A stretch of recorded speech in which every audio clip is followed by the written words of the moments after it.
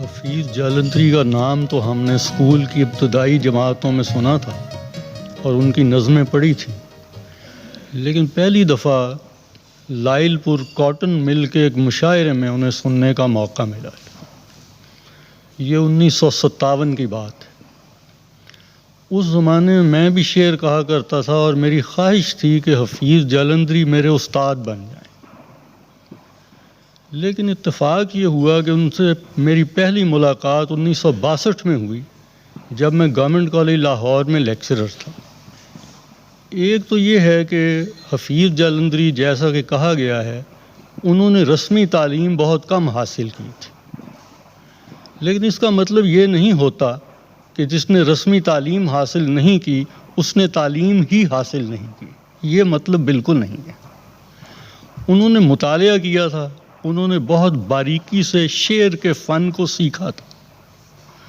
ان کے استاد مولانا گرامی، جو فارسی زبان کے بہت بڑے عالم اور شاعر تھے، انہوں نے انہیں شعر میں اصلاح دی تھی، اور اصلاح دینے کے ساتھ ساتھ انہوں نے ایک جملہ کم از کم انہیں ایسا کہا جس نے حفیظ جالندھری کی پوری زندگی میں رہنمائی کی، اور وہ جملہ یہ تھا کہ حفیظ جالندھری نے جب غزل گوئی شروع کی ہے تو اس وقت وہ داغ کی تقلید کیا کرتے تھے، اور وہ کہا کرتے تھے کہ میری خواہش یہ ہوتی تھی کہ میں ایسا شعر کہوں کہ لوگ سن کر کہیں کہ یہ داغ کا شعر ہے۔ تو مولانا گرامی نے مجھے کہا کہ دیکھو، اگر شاعر بننا چاہتے ہو کسی کی تقلید نہ کرو، اپنے آپ کو باہر نکالو، اپنی ذات کو، اس سے تم اچھے شاعر بن سکو گے۔ تقلید کر کے کبھی کوئی بڑا شاعر نہیں بنا۔ چنانچہ یہ جملہ مولانا گرامی کا ایسا تھا جو حفیظ جالندھری کے لیے پوری زندگی کے لیے ایک رہنما جملہ بن گیا۔ اور ایک اور صنف جن میں انہوں نے بہت لکھا ہے اور بہت اچھا لکھا ہے لیکن اس کی طرف توجہ نہیں دی گئی، وہ شخصی مرثیے، یعنی قائد اعظم اور علامہ اقبال سے لے کر اپنے بہت سے ادیب دوستوں کے لیے انہوں نے جو مرثیے لکھے بہت اعلیٰ درجے کے ہیں اور وہ پڑھنے سے تعلق رکھتے ہیں۔ اب آ گئی بات شاہنامہ اسلام کی۔ یہ ایک طویل مثنوی ہے جو تقریباً 9000 اشعار پر مشتمل ہے، اور یہ کوئی چھوٹی بات نہیں ہے۔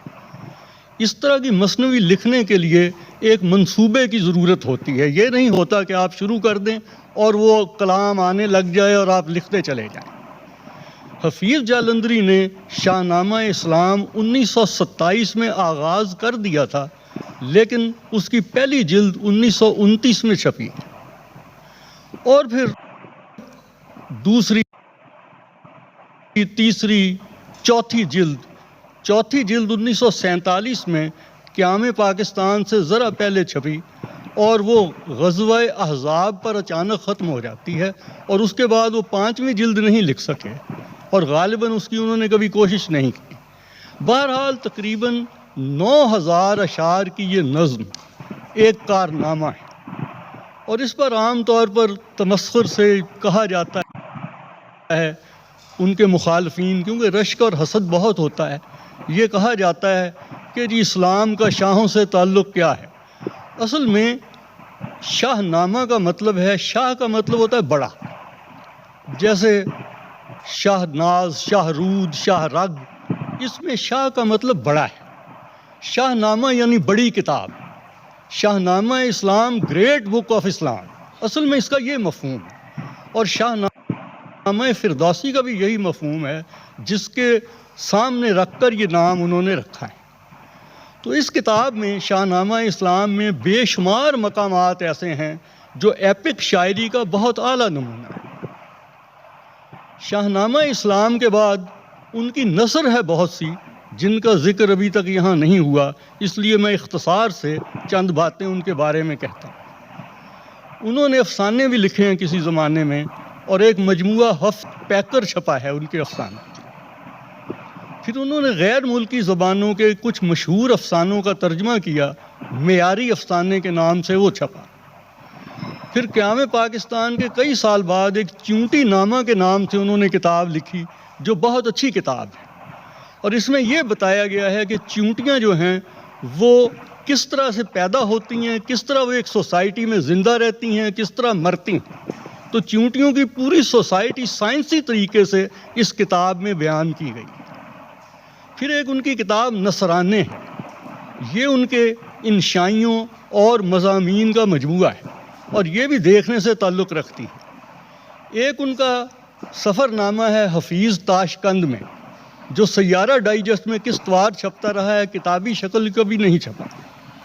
پھر انہوں نے اپنی آٹو بایوگرافی آپ بیتی کے مختلف ٹکڑے اپنے بعد کی کتابوں کے ایڈیشنوں میں شامل کیے ہیں، وہ بھی یکجا ہونے چاہیے۔ اس کے علاوہ بچوں کے لیے انہوں نے بہت سی نظمیں لکھی ہیں اور بہت اعلیٰ درجے کی نظمیں ہیں، لیکن بچوں کے لیے انہوں نے نثر بھی بہت سی لکھی، اس کا ذکر نہیں ہوا۔ وہ یہ کرتے تھے کہ طلسم ہوش ربا یا اس طرح کی کسی کتاب کو سامنے رکھ لیتے تھے، انہیں پڑھتے تھے اور ان کو بہت آسان انداز میں بچوں کے لیے دوبارہ لکھ دیتے تھے۔ وہ بھی ایسی کتابیں ہیں کہ بچوں کے لیے وہ بہت دلچسپ ہیں اور بچے ان کو بڑے شوق سے پڑھتے ہیں۔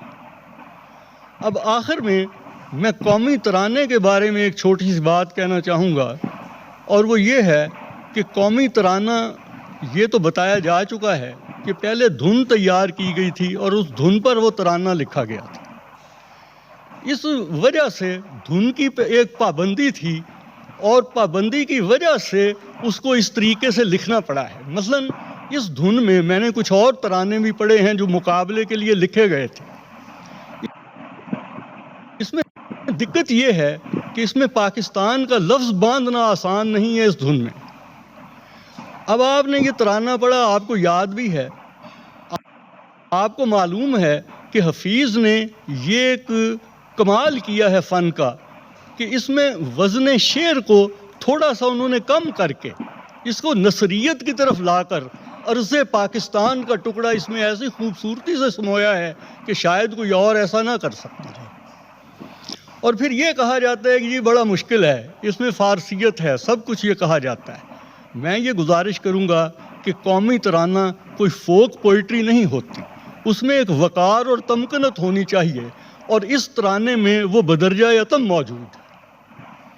بہرحال حفیظ جالندھری ہمارے ادب کا ایک بہت بڑا نام ہے۔ میری رائے یہ ہے کہ علامہ اقبال نے پابند نظم کو نقطہ عروج پر پہنچا دیا ہے، اور علامہ اقبال کے بعد چند شاعر ایسے ہیں جو آزاد نظم شروع ہونے سے پہلے بڑے نمایاں اور ممتاز شاعر ہیں۔ ان میں حفیظ جالندھری، جوش ملیح آبادی، اختر شیرانی اور احسان دانش کے نام خاص طور پر اہم ہیں، اور ان ناموں میں آزاد نظم شروع ہونے سے پہلے جس کے بڑے شاعر راشد اور فیض اور مجید امجد وغیرہ ہیں، اقبال اور ان کے درمیان جو بہت بڑے شاعر ہیں، ان میں حفیظ جالندھری کا نام سر فہرست ہے۔ بہت شکریہ۔